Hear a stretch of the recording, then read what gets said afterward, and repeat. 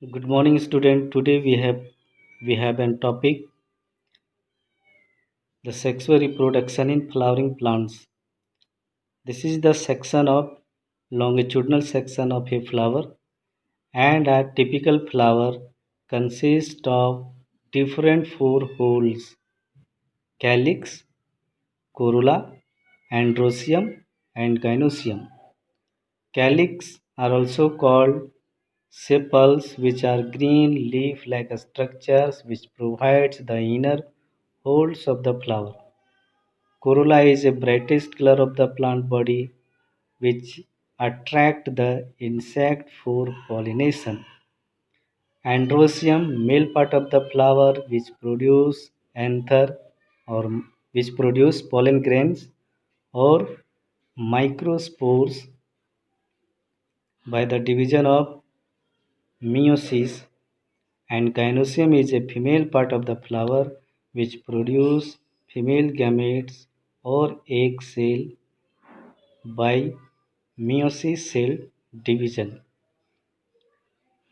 These are only responsible for the production of gametes, hence the androecium and gynoecium are called essential part of the flower, while calyx and corolla are called non-essential part of the flower because these holes of the flower does not participate in the reproduction, hence it is called non-essential part of the flower, while androecium and gynoecium called essential part of the flower.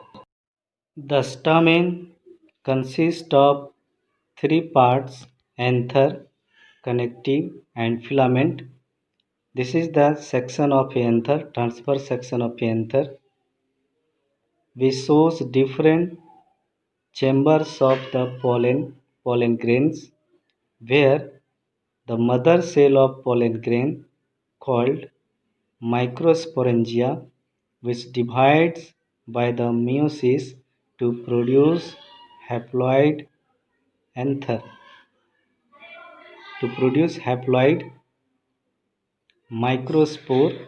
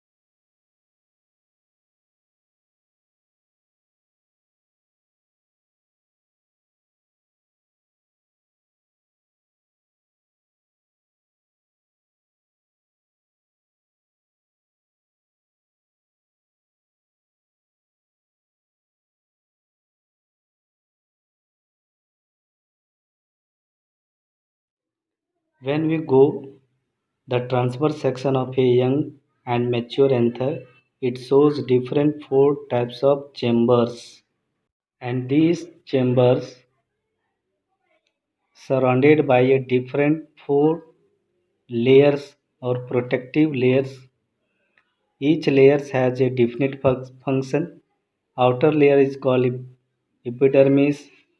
Second two layers, inner two layers called epidermis, and last one is tapetum. Epidermis and second two layers, that is middle layer, protect the microsporangium chamber, while tapetum helps to provide nutrition for the developing microspore or developing pollen grains in the anther. Anther of microspore.